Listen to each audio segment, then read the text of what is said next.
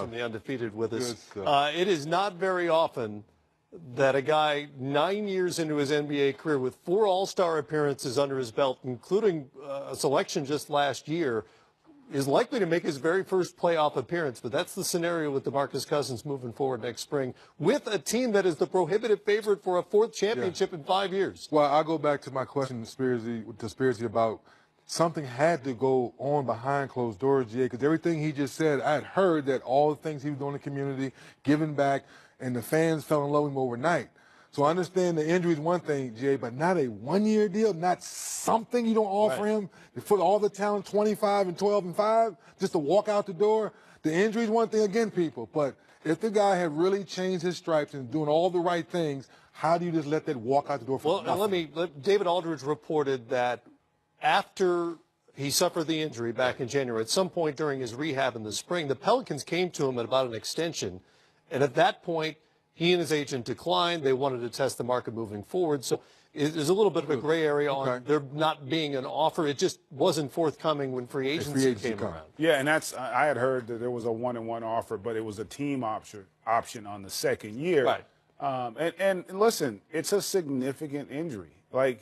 And that's my point about the injury. Listen, there are scenarios where we don't know if he'll still play this season. You know, all the optimism, and you're going to say all that stuff, and he believes it, I'm sure, and hopefully he does play this year, but there's still no guarantee.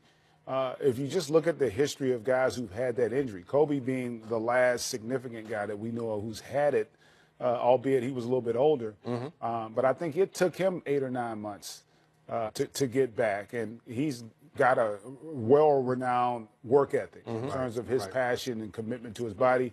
If Boogie is on that path, then, you know, God bless him, and hopefully that does happen. But we still don't know. And so, to me, it's not so much that he signed with Golden State. To your point, he didn't have a lot of takers. Right. Even at this number, he didn't have a lot of people that were willing to risk, not just about all the stuff off the court. I think this was more about whether or not he could be an asset on the court this season. And so now he gets the opportunity in an environment where he doesn't have to be as productive to still possibly command a max contract. And think of it this way, too. If you're Golden State, they get an opportunity to have him in-house for a year.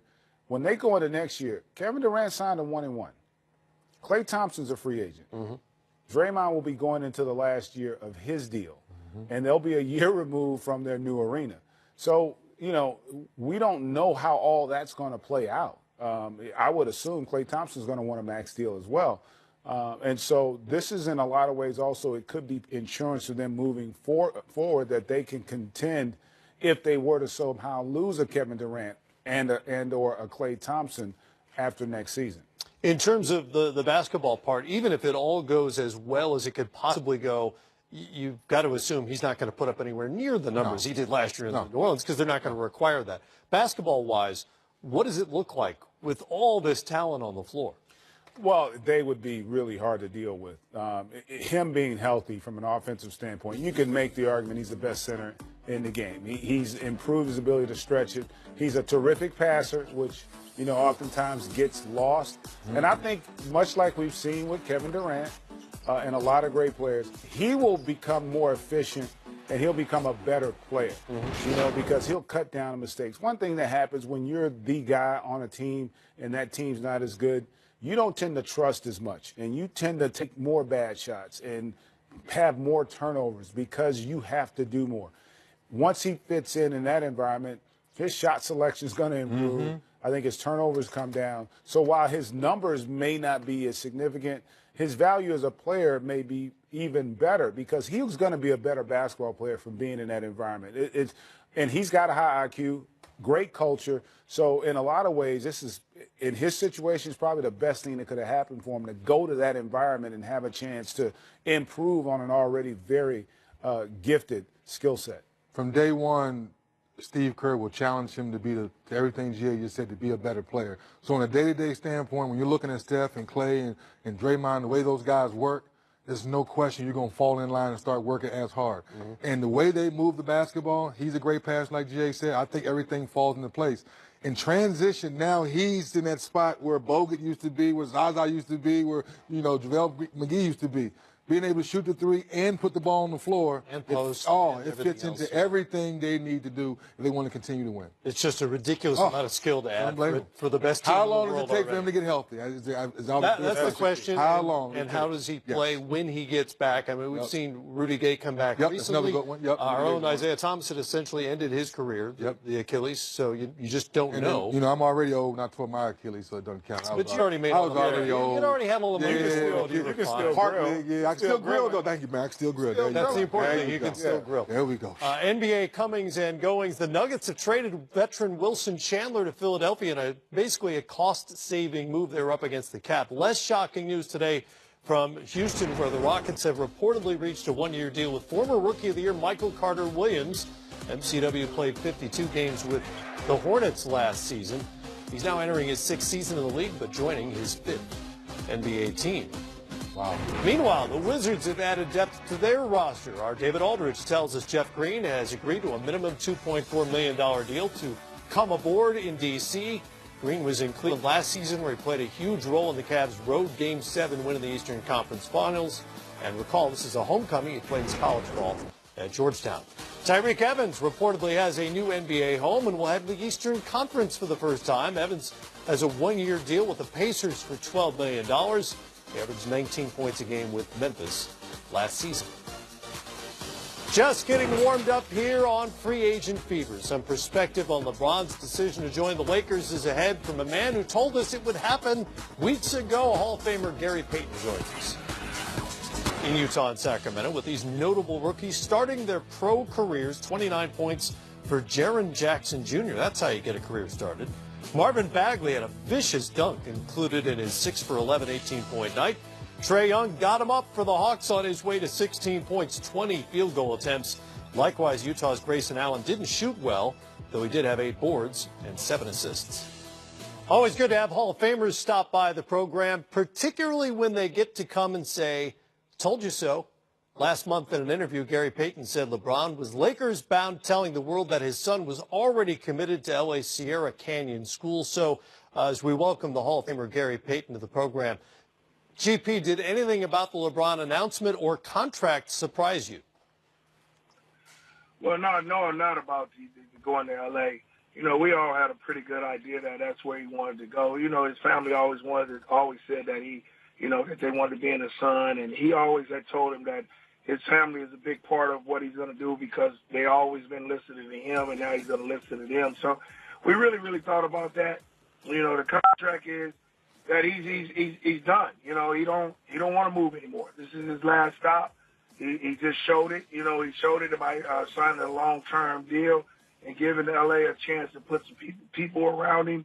So he's just showing that this is his last stop. Yeah, and the long-term part is interesting as well. He signed with L.A. without the guarantee of another superstar on the roster, at least this upcoming season. How good are the Lakers right now? Well, they're going to contend. Once you get him, people got to understand, they had won 27 games a year ago, and then this year they were 8+. So putting him on the team, you can go from 35 to 45 to 47 almost.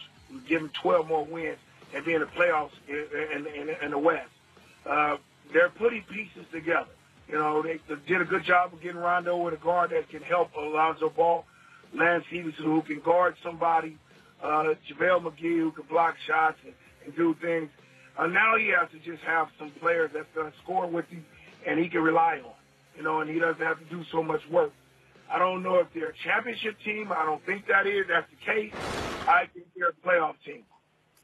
And, Gary, with that being said, what advice would you give LeBron, knowing that Cleveland's a small market from a media standpoint? Obviously, Miami has its market. But now you're going to L.A. They're expecting championships. What advice do you give him, knowing that you were the big man in Seattle going to L.A. with Shaq and all those things, but he's still the king of the hill? What advice to kind of get the Lakers back to championship?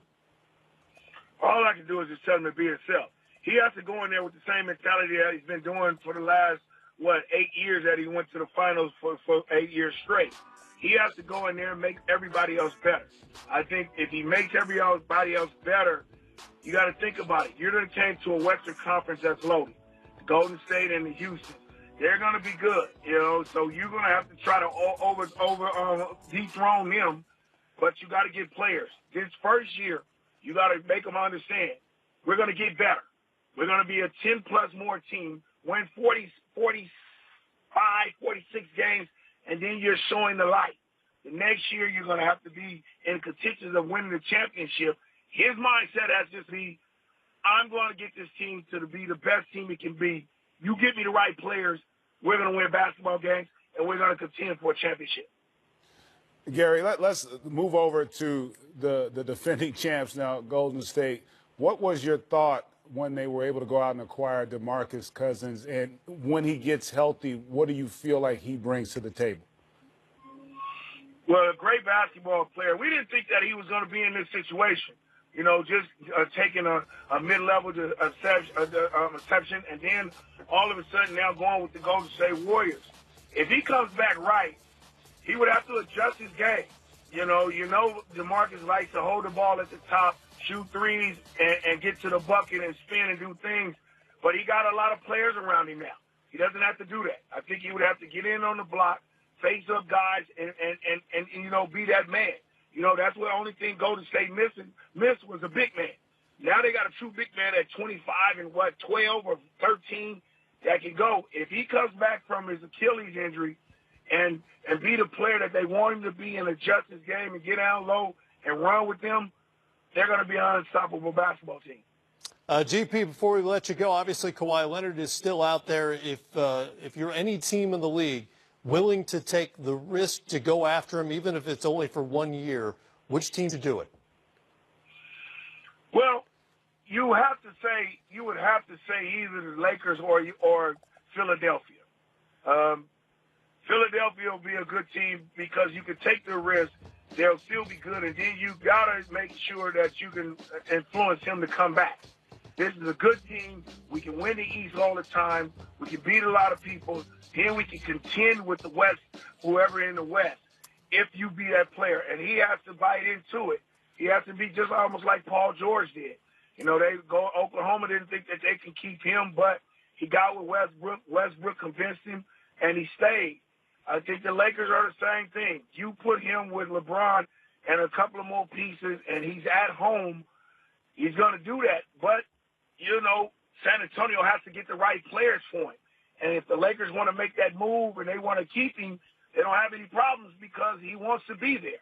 So that's the team that, has to make the sacrifice and say, are we going to give some of these young players away and some draft picks? And then think about, are we going to win a championship in year one or year two? And they got to make that decision. That's the Basketball Hall of Famer and free agent prophet, Gary Payton. GP, good to talk to you as always. We'll see you soon. Thank you, guys. More coming up. Kawhi Leonard remains a Spur, still under contract for 2018-19, and that's kind of all there is to report, but we'll talk about him anyway. Next.